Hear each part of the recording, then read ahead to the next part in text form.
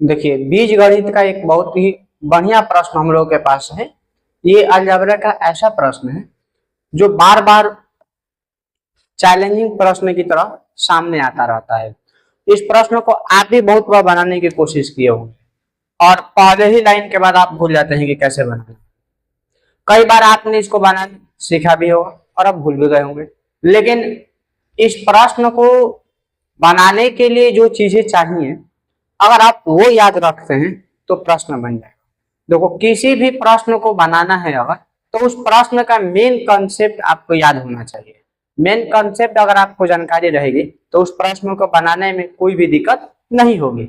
फिलहाल यहाँ पर जो प्रश्न है पहले इसको पढ़ा जाए कि प्रश्न क्या है। यदि a plus B plus C बराबर 0, ठीक है, यदि a plus B plus C बराबर 0 हो तो सिद्ध करें A cube plus B cube plus C cube बराबर 3abc। अगर a plus B plus C को जोड़ने पर 0 दिया है, ठीक है, यानी कि 3 गो अंकों को जोड़ करके 0 होता है, तो सिद्ध करना है कि उन तीनों के घनों का जो योगफल होता है वो उन्हीं तीनों के गुणनफल से 3 गुना होता है, यानी कि उन्हीं तीनों में गुना करने से फिर 3 से गुना करने पर आता है उसका आंसर। आप इसको कैसे सिद्ध कर सकते हैं? एक सर्व समीका अगर आप खाली याद रखिएगा तो ये प्रश्न आपका सिद्ध हो जाएगा। कौन सी वह सर्व समीका है जिस पर ये बनाया जाएगा? सबसे पहले ये जानिए कि कौन सी वो सर्व समीका है जिसका उपयोग करके ये बनाया जाएगा।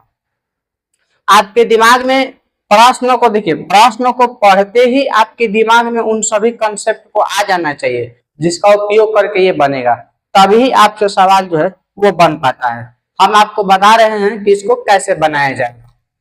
हल हम जानते हैं कि आप एक सर्व समीका यहां पर देखिए ध्यान से, A cube plus B cube plus C cube minus 3abc equal to A plus B plus C into A square plus B square plus C square minus A B minus B C और minus ए सी। यह थोड़ा सा लंबा सर्व समीका है, लेकिन इसको आप याद रख सकते हैं। ये उतना भी मुश्किल नहीं है कि आपसे याद नहीं होगा, ठीक है, थोड़ा सा लंबा जरूर है। तो ये सर्व समीका अगर आप याद रखे हैं तो ये सवाल आपसे बनेगा, क्योंकि जो आपको सिद्ध करना है वो भी इसमें दिया हुआ है और जो आपको दिया गया है a plus B plus C बराबर 0, तो यहाँ पर a प्लस बी प्लस सी ये भी है इस सर्व समीका में। अब आप इसी a प्लस बी प्लस सी के जगह पर इसका मान जो कि 0 दिया हुआ है वो लिख लीजिए।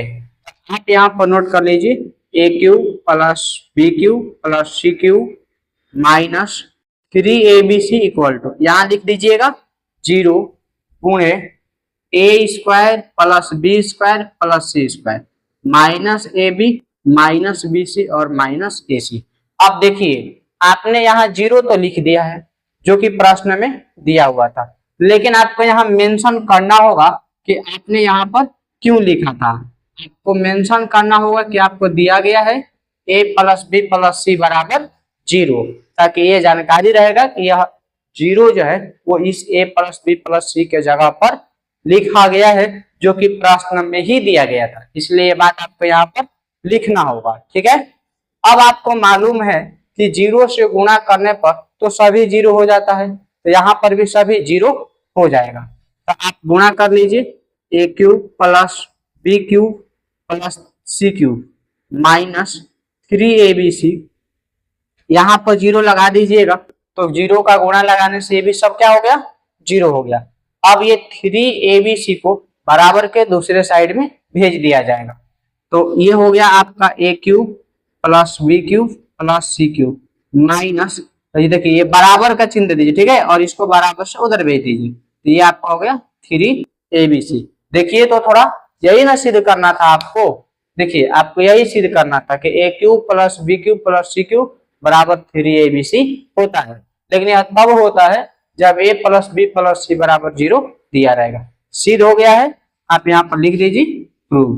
तो देखो इस पूरे प्रश्न को अगर आप देखोगे कि कितने स्टेप का है, तो ये शुरू में तो देखने में बहुत खतरनाक लगेगा आपको कि ये बहुत बड़ा प्रश्न हो सकता है, कठिन हो सकता है, लेकिन है कितना स्टेप का 1 2 3 और चौथा स्टेप में इसका आंसर आ गया। यानी कि आंसर वाले स्टेप को छोड़ दिया जाए तो 1 2 3 ही स्टेप आपको, आप 3 स्टेप के प्रश्नों को नहीं समझ सकते हैं, बिल्कुल समझ सकते हैं। बस आप ये वाला समीकरण अपने दिमाग में सेट रखिए, ठीक है।